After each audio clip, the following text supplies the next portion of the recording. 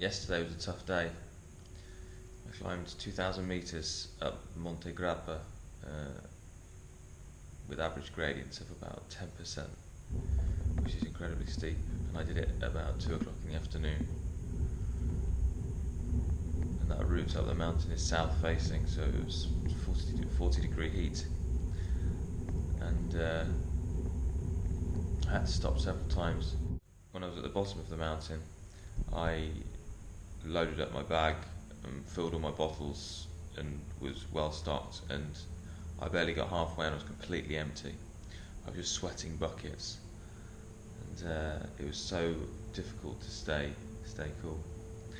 And so it was a tough day.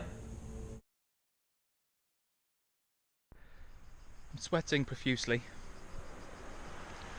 I'm climbing up the hills, a hill, which is average about 6% gradient, which is reasonable. But I'm doing it in 40 degrees Celsius, as you can probably see in the bottom right hand corner there. I've had to stop halfway up because I'm so hot. I'm just dripping. There's no breeze. Combination of no breeze and direct sunlight at 40 degrees is severely impacting my ability to climb this hill. Here we can see the profile of 2 climbs that I did quite early in the race on consecutive days. Timmelsjoch in Austria, followed by Monte Grappa in Italy. The grey shading represents the elevation profile, whilst the orange line is temperature, the red line heart rate, and the white line is power output, which is the main index of performance. If we look closely, we can see that on average temperature was much higher when I climbed Monte Grappa than when I climbed Timmelsjoch. And whilst heart rate is similar, power output is much lower during the climb to the summit of Monte Grappa, and as you've already heard, I stopped completely to cool down. Some of you might be thinking, but you did that 1 second. Is this not just the additive effects of fatigue?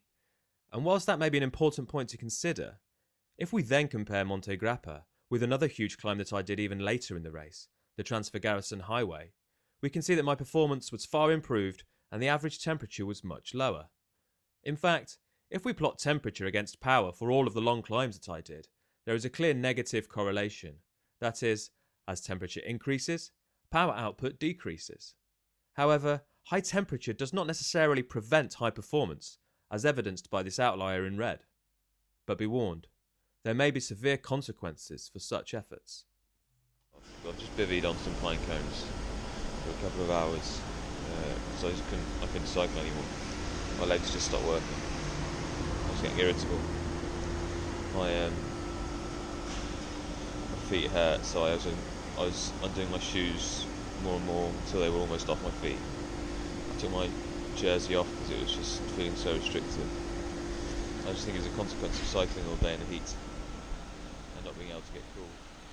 I'm just on the border between Serbia and Macedonia, and I've had to take refuge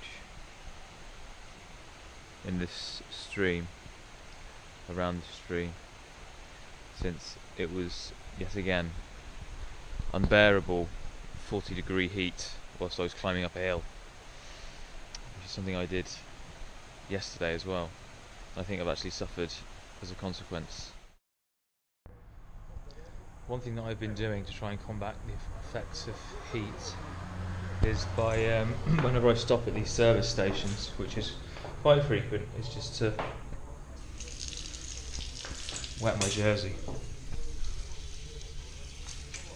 If you get it completely wet, then if you catch the breeze, then it makes you very cool.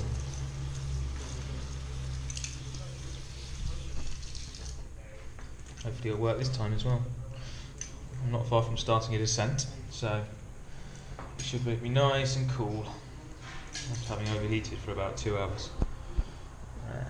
Yeah, you never know. I might just get too cool. Too cool for school.